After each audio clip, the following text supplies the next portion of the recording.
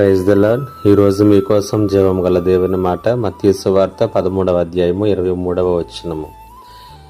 మంచి నేలను విత్తబడిన వాడు వాక్యము విని గ్రహించువాడు. అట్టివారు సఫలులై ఒకడు 100 ఒకడు 60 ఒకడు 30 ఫలించును.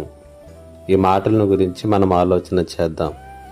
విశ్వాస యాత్రలో మనము బహుగా ఫలించాలి అన్నా, 100 అభివృద్ధి పొందాలన్నా ఏమి చేయాలి అనేటువంటి ప్రశ్నకు సరి అయిన సూటి అయినటువంటి సమాధానమును యేసుక్రీస్తు ప్రభులు వారు ఇక్కడ తెలియచేస్తూ ఉన్నారు.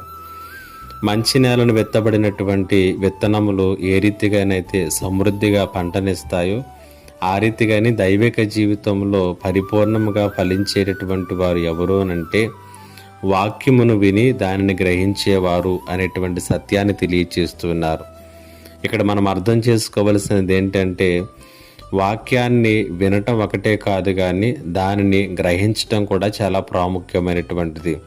ఈ లోకంలో చాలామంది క్రైస్తవులు వాక్యమును వినే క్రైస్తవులుగా ఉన్నారు, కానీ దానిలో ఉన్నటువంటి సారాన్ని గ్రహించేటటువంటి స్థాయికి స్థానానికి ఎదగలేకపోతున్నారు. కాబట్టి 100 ఫలించలేకపోతున్నారు. కాబట్టి 100 ఫలించే జీవితముగా నీ జీవితం ఉండాలనుకున్నప్పుడు కేవలము వాక్యాన్ని వినేటటువంటి విధానంలో కాకుండా దాన్ని గ్రహించేటటువంటి స్థితికి నీవు చేరుకోవాలి.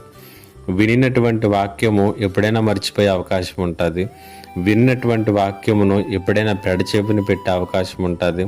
విన్న వాక్యము అంతగా మనలో లోతుగా నాటుకోకపోవచ్చు, కానీ గ్రహించినటువంటి వాక్యముని చూసారా, అది మన జీవితంలోని ప్రతి మూలకు వెళ్ళి మన శుద్ధీకరిస్తుంది, మన బలపరుస్తుంది, లేవనెత్తుతుంది. కాబట్టి వాక్యమును వినేవారిగా కాదు, దానిని గ్రహించేవారిగా కూడా మనలను పరిశుద్ధాత్మ దేవుడు మలచునుగాక.